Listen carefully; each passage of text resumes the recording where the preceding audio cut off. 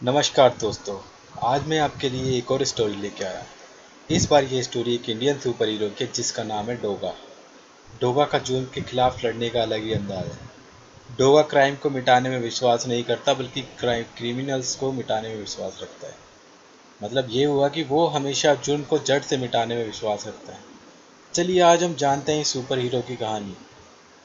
कहानी की शुरुआत होती है एक अनाथ लड़के से जो कि एक डाकू हलकन सिंह के पास नौकर और जलील भरी जिंदगी जीने को मजबूर है। डाकू हलकन सिंह एक बेरहम और नीच डाकू है जो लोगों से लूट मार करता है और अपने शौक के लिए भी लोगों को मार देता है। डाकू हलकन सिंह ने एक लड़के को हाल ही में इसलिए मार डाला क्योंकि उसका कसूर बस इतना था कि उसके बाप के पास उसकी फिरौती देने के लिए 10 लाख रुपए नहीं थे और वो अनाथ लड़का उस मासूम की लाश को उठा के ले जाता है। उस अनाथ लड़के को कोई नाम नहीं था। डाकू हलकन सिंह और उसके सभी साथी उसे बस कुत्ता कह के बुलाते थे और हमेशा जलील करते रहते और बेइज्जत करते। एक बार डाकू हलकन सिंह का एक साथी एक मासूम लड़के को किडनैप करके ले आता है। हलकन सिंह के पूछने में वो बताता है कि ये लड़की किसी भट्टा मालिक की लड़की है और आराम से हमें 10-15 लाख की फिरौती तो मिल ही जाएगी। हलकन सिंह उस लड़की को नीचे कमरे में बंद करने के लिए कहता है और उसके साथी वैसा ही करते हैं। रात को वो अनाथ लड़का सबको खाना देने के बाद उस लड़की के लिए भी खाना लेके जाता है। वो लड़की खाना खाने से इनकार कर देती है और गुस्से में खाने की थाली फेंक देती है। उस लड़के को गुस्सा आता है और अपना चाकू निकाल के उस लड़की को जान से मारने की धमकी देता है अगर वो खाना नहीं खाएगी तो। वो लड़की डर से खाना खाने लगती है। लड़के के पूछने पर वो लड़की अपना नाम सोनिया बताती है। वो लड़का उसे सोनू कह के बुलाता है और वो उसे बताता है कि डाकू उसे कल सुबह मार देंगे। ये प्लान उसी के सौतेले पिता का है जिसने डाकू को 10 लाख रुपए दिए हैं तुम्हें मारने के। ये बात सुन के वो लड़की रोने लगती है। उसके आंसू देख लड़के का दिल भर जाता है और वो जैसे उस लड़की को अंदर ही अंदर चाहने लगता है। वो लड़का ठान लेता है कि सोनू को यहाँ से जिंदा निकाल के रहेगा और वो तभी सोनू को भागने के लिए कहता है। तभी सोनू भी खुशी खुशी उस लड़के का नामकरण कर देती है। वो उसे सूरज कह के बुलाती है। ये नाम उस लड़के को काफ़ी अच्छा लगता है। पहली बार किसी लड़की ने या फिर किसी भी इंसान ने उसे नाम से बुलाया। अब उस लड़के का नाम पड़ चुका था सूरज। लेकिन सूरज और सोनू की किस्मत में शायद आराम से बच निकलना नहीं था। डाकू को पता चल जाता है कि वो लड़की उस लड़के के साथ भाग गई है। डाकू भी उनका पीछा करते हैं और गोलियां चलाना स्टार्ट कर देते हैं। आखिर में जाके सूरज और सोनू डेड एंड पर आ जाते हैं जहां आगे जाने का कोई रास्ता नहीं होता, बस चट्टान और एक नदी जिसका नाम खूनी नदी है। गोली चलते देख दोनों उस नदी में कूद जाते हैं। सूरज को तो तैरना आता था बट सोनू को तैरना नहीं आता। सूरज को सोनू दिखना बंद हो जाती है और सोनू उस नदी में डूब जाती है। सूरज बस बार बार रोते हुए सोनू सोनू चिल्लाता है लेकिन सोनू कहीं नजर नहीं आता। अब नदी से निकलकर सूरज मुल्तान सिंह से बदला लेने की ठान लेता है और सीधा पुलिस स्टेशन पहुंच जाता है। अलकान सिंह के ठिकाने का पता बता देता है। पुलिस सूरज के बताए हुए ठिकाने पर जाके ज़्यादातर डाकुओं को मार देती है बट हलकान सिंह वहां से बचकर निकल जाता है। पुलिस सूरज को बाल सुधार गृह में भेज देती है लेकिन वहां सूरज चैन से नहीं रह पाता। सोनू की आवाज़ उसके कानों में गूंजती रहती है जैसे कहती है उसने सोनू का बदला नहीं लिया। आखिर सूरज परेशान होकर बाल सुधार गृह से भाग जाता है और एक मालगाड़ी में चढ़कर मुंबई पहुंच जाता है जहां काफ़ी जॉब सर्च करने के बाद सूरज को पापेदा होटल में काम मिल जाता है। पापेदा होटल एक ढाबा है और वहाँ सूरज की ज़िंदगी भी अच्छी नहीं है। वहाँ भी उसे जलील किया जाता है और जिल्लत भरी जिंदगी जीने पर मजबूर की जाती है। उसे वहाँ भी कुत्ता कह के बुलाया जाता जैसे उसका अतीत उसका पीछा नहीं छोड़ रहा हो। एक दिन जब सूरज खाना सर्व कर रहा था तभी कुछ किलर जिम के गुंडे वहां आ जाते हैं और लॉयन जिम के लड़कों से उलझ जाते हैं और दोनों गुटों में लड़ाई होने लगती है। लॉयन जिम के लड़के किलर जिम के लड़कों पर भारी पड़ते हैं। लॉयन जिम के लड़कों को हराना इतना आसान नहीं था। वो लड़ाई की कला में माहिर थे। लॉयन जिम के लड़के सूरज को सारे नुकसान की भरपाई का पैसा दे देते हैं। वो पैसा भी किलर जिम के लड़कों की जेब से ही था। सूरज लायन जिम के लड़कों की फाइट देखकर काफ़ी इम्प्रेस होता है और ठान लेता है कि उनकी तरह बनने का। और उस दिन सूरज काम के बाद सीधा लॉयन जिम पहुंच जाता है। वहां जाके सूरज अदरक चाचा को देखता है। अदरक चाचा लॉयन जिम के मालिक और कोच हैं, जहाँ वो लॉयन जिम के लड़कों को ट्रेनिंग देते हैं। सूरज सीधा जाके अदरक चाचा के पैरों में गिर जाता है, अपना शिष्य बनाने की रिक्वेस्ट करता है।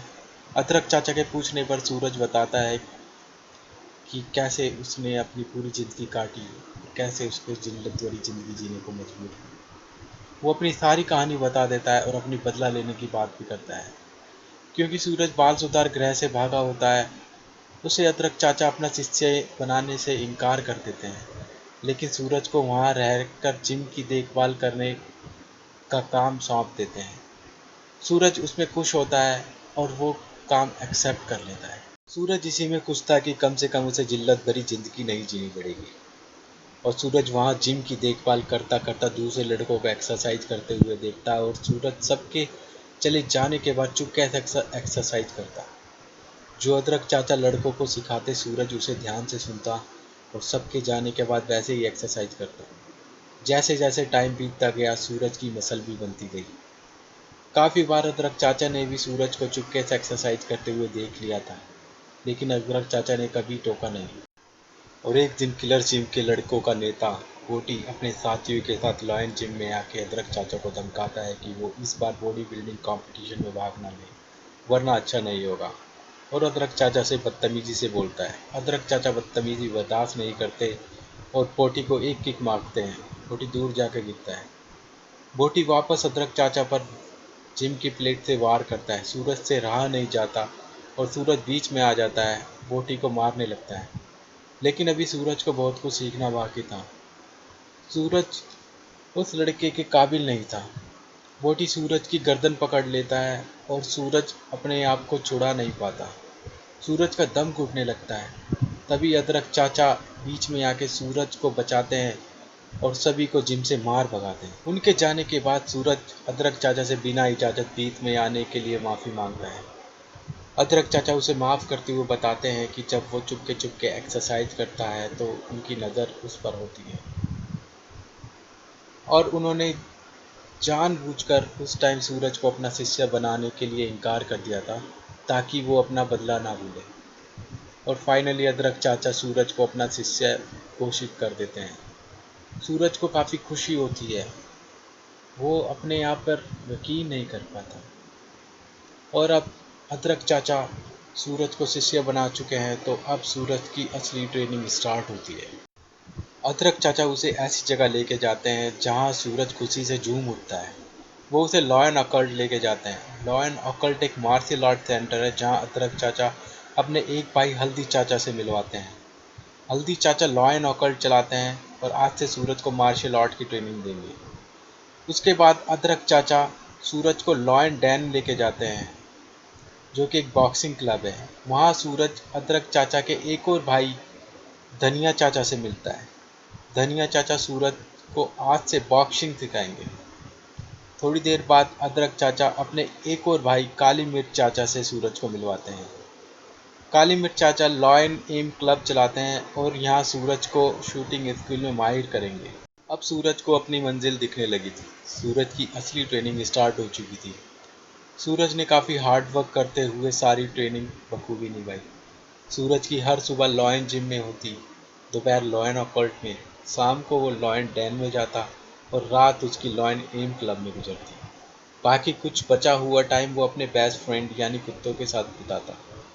सूरज को कुत्तों के साथ वक्त बिताना काफ़ी अच्छा लगता था, जैसे सूरज कुत्तों की सारी बात समझता हो और कुत्ते भी सूरज की सारी बात समझते हैं। और एक दिन अदरक चाचा सूरज को बॉडी बिल्डिंग कंपटीशन में भाग लेने के लिए कहते हैं और उसे बड़ी जिम्मेदारी वाला काम देते हुए अपना नाम कंपटीशन में देने के लिए कहते हैं और सूरज को एक लिफाफा देते हैं जिसमें सूरज का नाम है, उसे प्रायोजकों को देने के लिए कहते हैं। सूरज अदरक चाचा की आज्ञा मानते हुए वो लेटर प्रायोजकों को देने के लिए निकल जाता है। सूरज के जाने के बाद फिर किलर जिम के लड़के पूरी तैयारी के साथ बंदूकें लेकर लॉयन जिम आ जाते हैं और बिना किसी को संभलने का मौका दिए फायरिंग करना स्टार्ट कर देते हैं। सभी लॉयन जिम के लड़के और अदरक चाचा गंभीर रूप से घायल हो जाते हैं। सबको घायल करने के बाद किलर जिम के लड़के सूरज को देखते हैं और वो नज़र नहीं आता। अदरक चाचा घायल होने के बावजूद बताते हैं कि सूरज इस बार उनके अगेंस्ट बॉडी बिल्डिंग प्रतियोगिता में भाग लेगा और जीतेगा। सूरज ऑलरेडी अपना नाम रजिस्टर कराने के लिए निकल चुका है। तभी सभी किलर जिम के लड़के ये बात सुनकर सूरज को पकड़ने के लिए निकल जाते हैं।